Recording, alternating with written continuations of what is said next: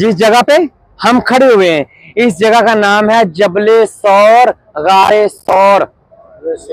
जबले सौर गारे सौर। जबल कहते हैं पहाड़ को, सौर कहते हैं बैल को। जबले सौर बैल वाला पहाड़, बैल वाला पहाड़। अगर आप सामने देखेंगे तो आपको पहाड़ नजर आ रहा है, इधर आइए, ये पहाड़ नजर आ रहा है।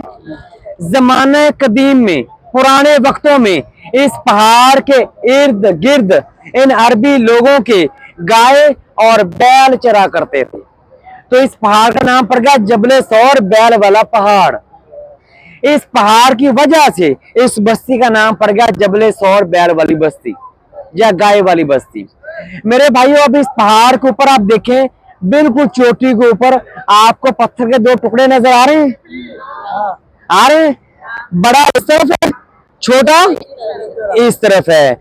बड़े टुकड़े के नीचे, बड़े टुकड़े के नीचे एक और पत्थर है, दरमियान में खला है, थोड़ी सी जगह है, जिसे कहते हैं गारे सौर।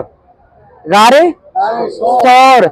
इस गार का ये नक्शा है कि अगर आप ऐसे रुकू में जाएंगे तो आपको साफ वाज़िया दिखाई देगा आगे एक बंदा बैठे हैं या दो बैठे हैं। थोड़ी सी जगह, इसमें आप बैठ कर नवाफिल अदा कर सकते हैं, खड़े होकर नहीं कर सकते। गारे हीरा जबल नूर में आप खड़े होकर भी नवाफिल अदा कर सकते हैं, इसमें आप बैठ कर नवाफिल अदा कर सकते हैं। मेरे भाइयों, जब वो लोग पीछा करते कराते गारे सौर के मुंह पर आ पहुंचे तो सैयदना हजरत अबू बकर सदीक रज़ी अल्लाह तआला अन्हु गम ज़दा हो गए। क्या हो गए? नौज़बिल्लाह। कुछ लोग कहते हैं खौफ ज़दा। वो डरे नहीं थे। गम होता है दूसरे का गम लेना, दूसरे की फिक्र करना। गम ज़दा हो गए और कहने लगे, या रसूलल्लाह, अहले मक्का के लोग तो गार के मुंह पर आ गए, तो मेरे नबी फरमाते हैं कि ऐ मेरे भाई, तुम गम नहीं करो, तुम फिक्र नहीं करो, अल्लाह हमारे साथ है। इस गार में अल्लाह पाक हमारी हिफाजत फरमाएंगे।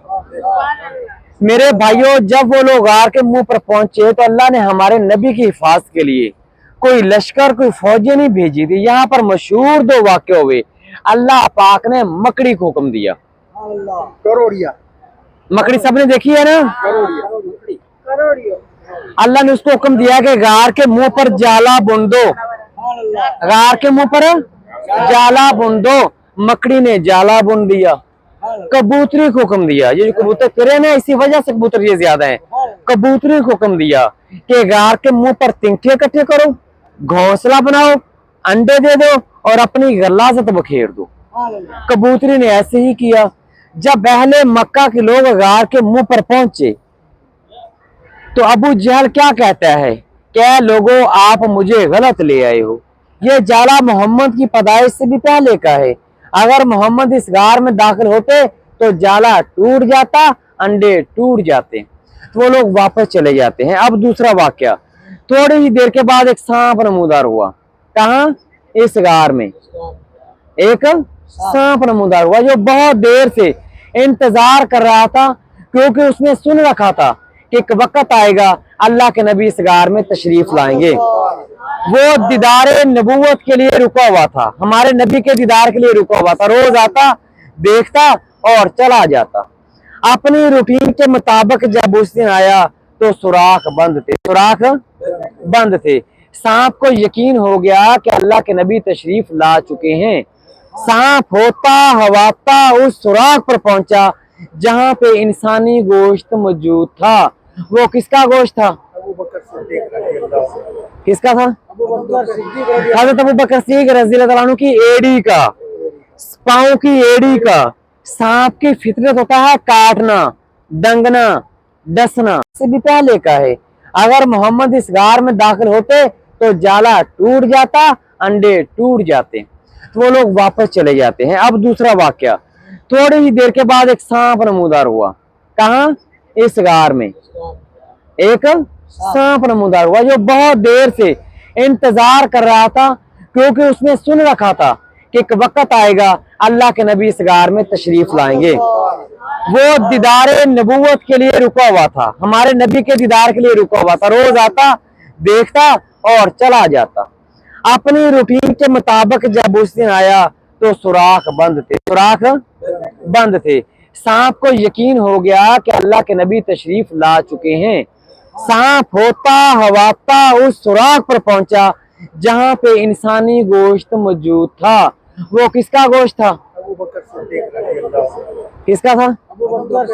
हज़रत अबू बकर सिद्दीक़ रज़ियल्लाहु अन्हु की एड़ी का, पांव की एड़ी का। सांप की फितरत होता है काटना, डंगना, डसना।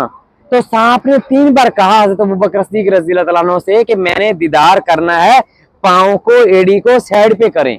तो सैयदना हज़रत अबू बकर सिद्दीक़ रज़ियल्लाहु अन्हु बहुत बड़े आशिक़े रसूल थे। वो गोद में तो चेहरा मुबारक था और वो दीदार किए जा रहे थे। तो सांप ने 3 बार कहने के बाद काटना शुरू कर दिया। 1 बार काटा, 2 बार काटा, 3 बार काटा, तो दर्द की शिद्दत बढ़ गई। तो सैयदना हज़रत अबू बकर सिद्दीक़ रज़ियल्लाहु अन्हु की आंखों से आंसू जारी हो गए। तो नबी पाक सल्लल्लाहु अलैहि वसल्लम के रुखसार मुबारक पर गिरे। मेरे नबी बेदार हो गए, उठ गए और कहने लगे कि ऐ अबू बकर, क्या तुझे मक्का छोड़ने का गम है? क्या तू अपनी बीवी बच्चों से उदास है? तो सदके जाऊं हज़रत अबू बकर सिद्दीक़ की शान पर, कहते हैं या रसूलल्लाह ऐसी बात नहीं है, मेरे बीवी बच्चे आपके राहों पे कुर्बान, आपके कदमों पे कुर्बान।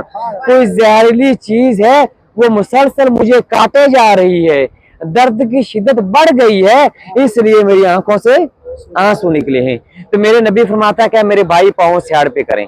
पाँव साइड पे किया तो सांप नमूदार हुआ। तो मेरे नबी ने फरमाया क्या सांप तो ये मालूम नहीं तो ये किसकी है?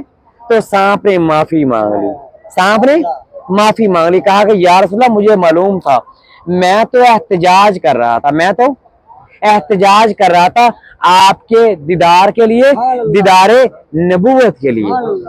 तो मेरे नबी फरमाते हैं मेरे नबी फरमाते हैं सांप को जाओ, सांप चला जाता है। तो नबी पाक सल्लल्लाहु अलैहि वसल्लम अपना लब मुबारक हज़रत अबू बकर सिद्दीक़ पर लगाते हैं, अल्लाह पाक शफा दे देते हैं।